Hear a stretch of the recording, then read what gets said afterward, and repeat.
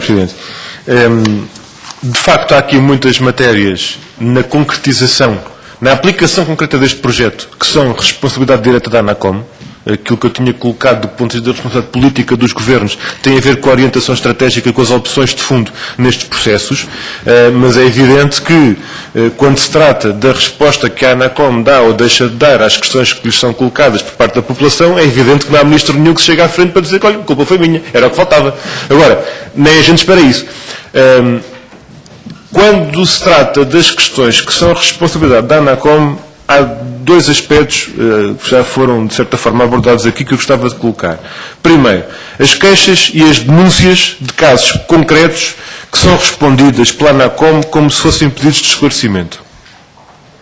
Houve já pelo menos um caso concreto que nós demos conta de identificação no sítio tal, a empresa tal fez isto, depois a ANACOM responde com uma mensagem genérica de esclarecimento sobre o que é a TDT, como é que funciona, o que é que as pessoas devem fazer.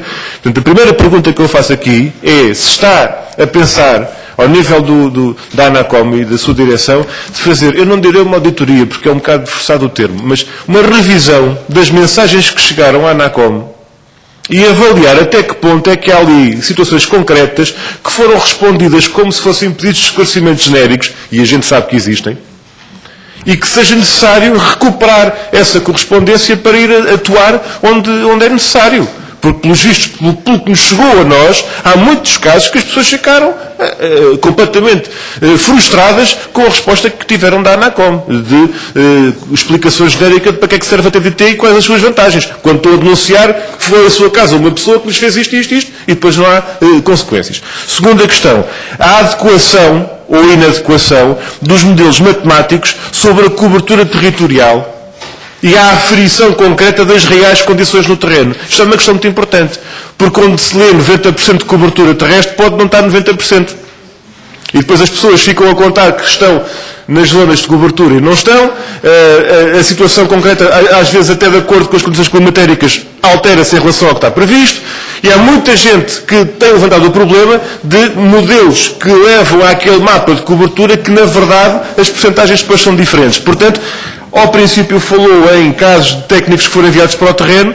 Qual é, neste momento, a adequação que é identificada, ou falta dela, nestes modelos matemáticos, teóricos, que depois precisam de ser confrontados com a realidade? Último ponto.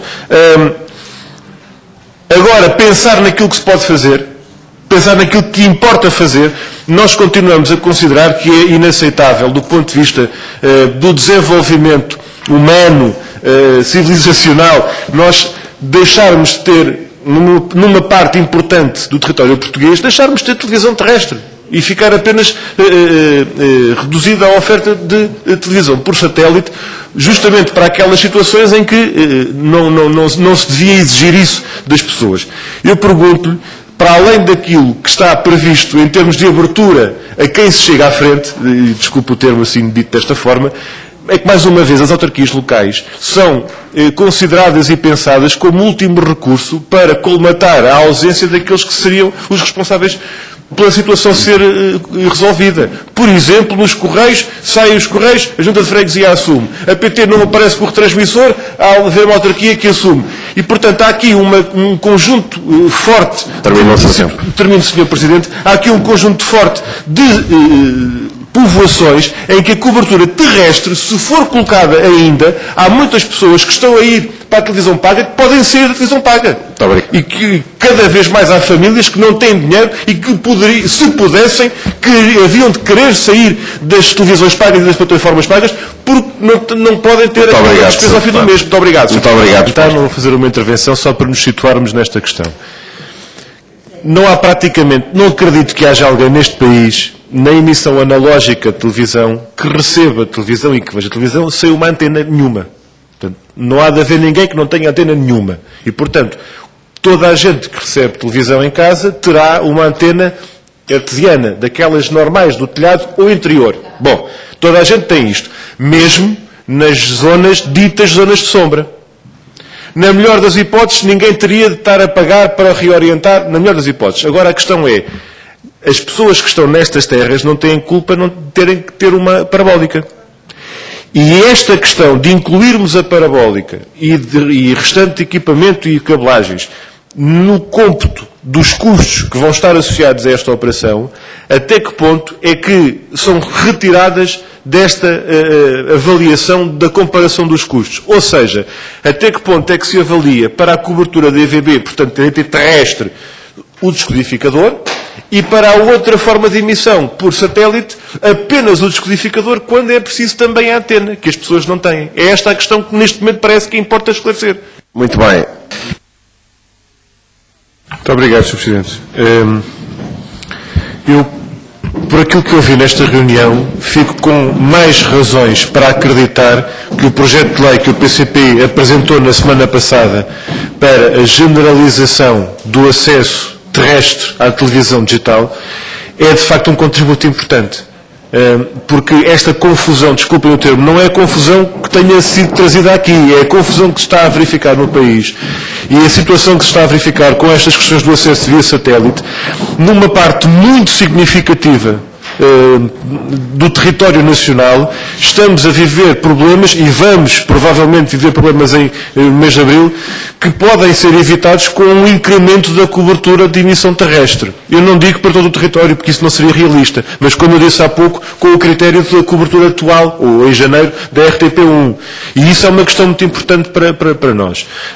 Por outro lado, o alargamento da oferta em termos de canais de televisão na TDT é uma questão que não está ultrapassada. Verifico também que, mesmo sem investimentos suplementares, portanto, com o multiplexer que existe, limitado, mas com aquele que tem capacidade sobrante, é possível, pelo que eu percebi, colocar desde já, por exemplo, o canal Parlamento, para todas as pessoas, de forma livre e não condicionada. Há capacidade sobrante, portanto, isto não será tão caro como seria para as estações de televisão. Existe, pelos vistos, apenas que alterar a lei por via legislativa e por via da resolução do Conselho de Ministros em relação às obrigações do transportador, pelo que eu percebi. E, última questão, gostaria que nos esclarecesse, e se for possível e se for necessário, se pode fazer chegar à Assembleia, e esta Comissão designadamente, uma coisa que é preocupante, que tem a ver com a informação que nos deu, que é a utilização e a gestão do espectro radioelétrico sobrante com o apagão analógico. E este processo da Conferência Internacional de Rádio, WRC12, o que aqui nos trouxe, o elemento que nos trouxe aqui é preocupante. Nós também estamos a fazer o nosso trabalho e procuramos acompanhar da melhor maneira possível, mas há decisões que vão vincular o Estado português e há um grande negócio para o qual nós temos alertado, que é o que vai acontecer às frequências que sobram do espectro radioelétrico, não só os que já foram usadas, mas que ainda ficaram disponíveis para ser usadas depois. Muito obrigado. Muito obrigado, Sr.